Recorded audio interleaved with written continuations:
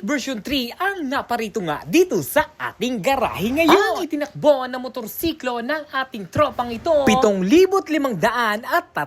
At unang first step nga pala ay gamitan muna natin ng T-Range na 8. Saka natin gamitan ng Impact. At palitin na nga rin pala ang air filter ng ating tropa. 11:49 kape tayo mga tropa. Ayan, dito yan sa garahe ko. Tapos meron kaming isang customer. Alright.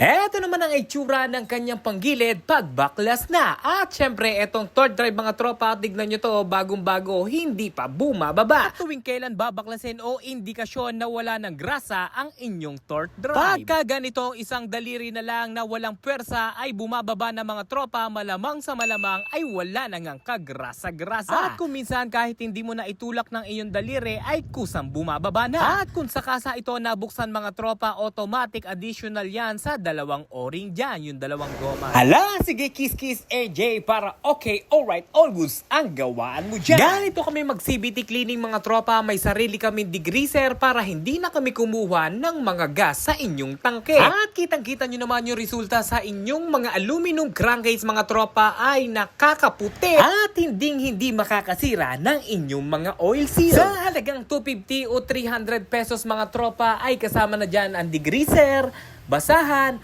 high temp na grasa at lubricant katulad nito mga tropa. At syempre dahil first time pa lang nabuksan ng CVT o panggilid ng ating tropa ay naglalagay nga tayo ng grasa sa inyong crankcase bearing mga tropa para mas humaba o tumibay pa ang inyong mga bearing. O ha, sulit na sulit mga tropa. Sa halagang 250 pesos mga tropa ay ganito nakapulido ang gawa sa inyong panggilid mga tropa. Kaya naman, ayan yung mga tropa natin dyan. Ayan si Tropa, shoutout sa iyo tropa. Isang malaking pasasalamat sa inyo sa pagsuporta sa garahe ko San Mateo mga tropa. Kaya naman, isang tropa na naman ang uuwing masaya. Alright!